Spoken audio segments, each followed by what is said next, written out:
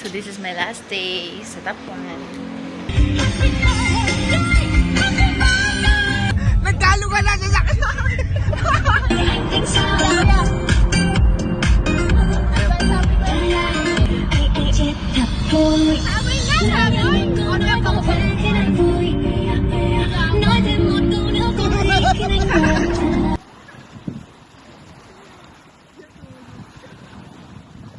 Alam mo, yun nga, yun pa rin naman ang problema ko. Naiinis lang ako kasi yun nga, nagtapos-tapos pa ako, nagpakahirap pa ako. Nakakainis lang. Bakit? Alam mo yun, yung pinarsige ko yung sarili ko magtapos para magpunta sa Ay, India. kaya nga, Nakakabang hilayan. kahaba-haba ng panahon na ikaw ay nag-ayos ng, nagsikap ng pag-aaral. Ngayon, gawin mo naman pariwara ang buhay mo. Eh, kahapon po, Wala hindi naman yan ang problema, ano naman yung bukas ay suspendido. Ayun ang ginagawa mo to sa inyo pagkano? Pagputin mo. Ano? Pagputin mo, baka madadalang pa bahay. Hindi ikaw. Baka kayo masampal. Ah, hindi pa nila inaalis ano? Ha? Hindi pa inaalis sa mga pailaw. Dali mo yung niya.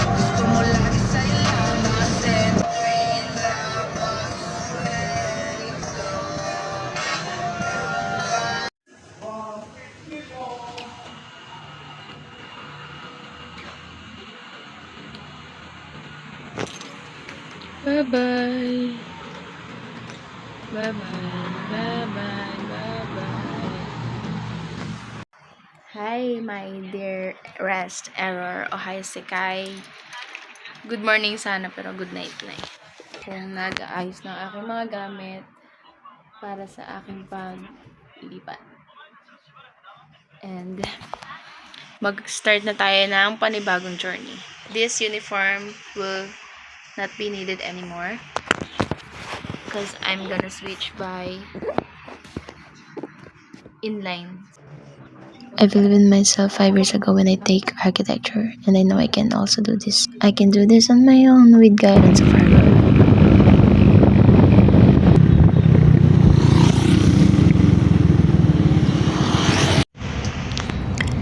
I decided to travel alone, even though it's gonna be so hectic and I know troublesome for me.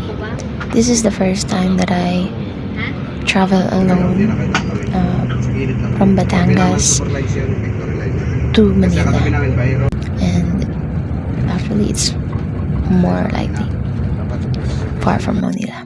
I mean, I'm going to Malabon.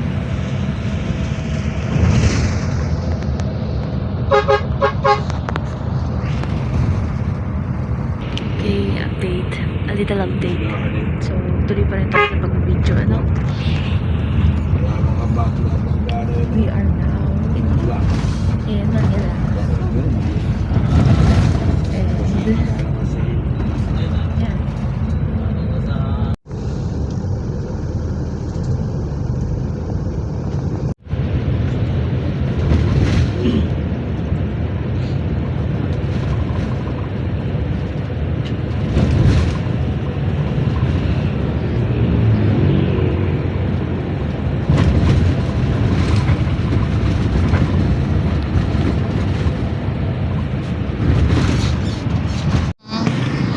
Tawag sa aking natapos na kurso, architecture po.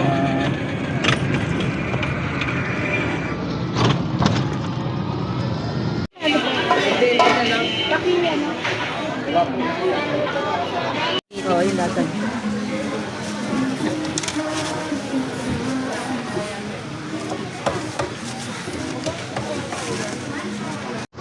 Oo. Gawa ako yung nag-e-edit nga ng mga video, ina-upload ko sa YouTube. Hey, good morning, Ohio Sky. Good morning, world, my dearest error. So, for now,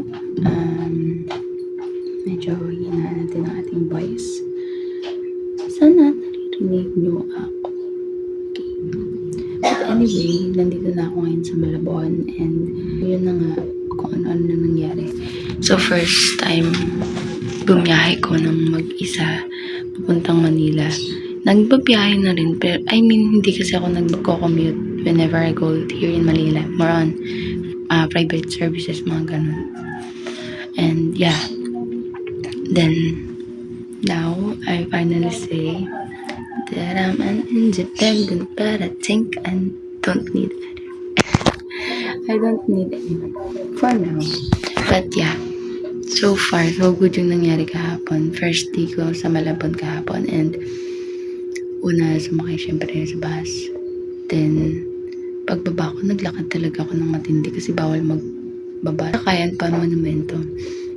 Then after that, monumento, bumaba naman ako sa sakay ng jeep which is papunta dito sa Sangandaan. And sobrang bilis ng mga pangyayari. But before that, sobrang nahihirapan ako maghanap ng matutuluyan. Pero umaga pa lang yung mga 7:50 ako dumating dito kasi 5 ako nag-travel. And hindi ko akalain ganun lang kabilis yung magiging biyaya. Kasi nakalagay sa Google Map is 4 hours and 30 minutes, something ganun. Then, pagkababa ko ng jeep, nagsakay ako ng e-trike which is around 60 pesos papunta dito sa street na need kong pagtrabahuhan. Then, saka ako ikot-ikot dun sa nearby places nun. So, sa pag-iikot ko nun, dinala ko ng pa ako sa parang isang karinderya, malapit siya sa simbahan and sa 7-Eleven. Then, nagpahinga muna ako at kumain. Tapos doon ko na nakilala si Nanay Maring. And si Nanay Maring ay byuda na siya and dito siya nakatira sa malapit lang din na street kung saan ako mag-work. So, sobrang thankful ako kasi parang ginaid siya ni Lord na, you know, to kupkupin me. Siya, kinupkup niya ako and pinag-usapan namin kung magkano yung magiging rent ko dito sa upper part ng bahay niya. Which is, nakamura ako sa lagay niya kasi sobrang bait ni Nanay and I am blessed na makilala siya agad-agad. Parang 30 minutes and more lang yun eh. Kasi sobrang bilis ng mga pangyayari. Meron na agad akong tutuluyan. Nakapagala na kami sa SM. Doon lang din mismo sa binabaan ko. Nagpalit na malengke na kami and all. Napag-grocery na rin kami kahapon. Twice kami bumalik sa bilihan. Nakapaglaban na rin ako.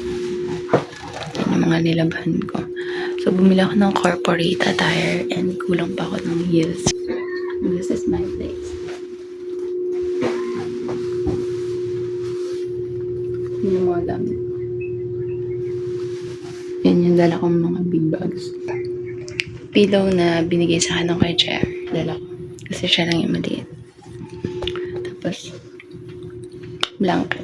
My favorite blanket since I was 7 years old. From Cavite, bigay ng aking ama.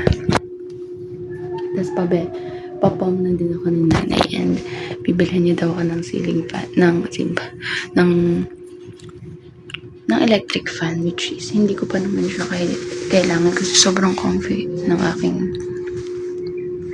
pakiramdam. Sobrang comfy ng aking pagtulog kanina and thank you so much, Nanay Maring. I know na hindi mo naman ito mapapanood pero yeah, thank you so much.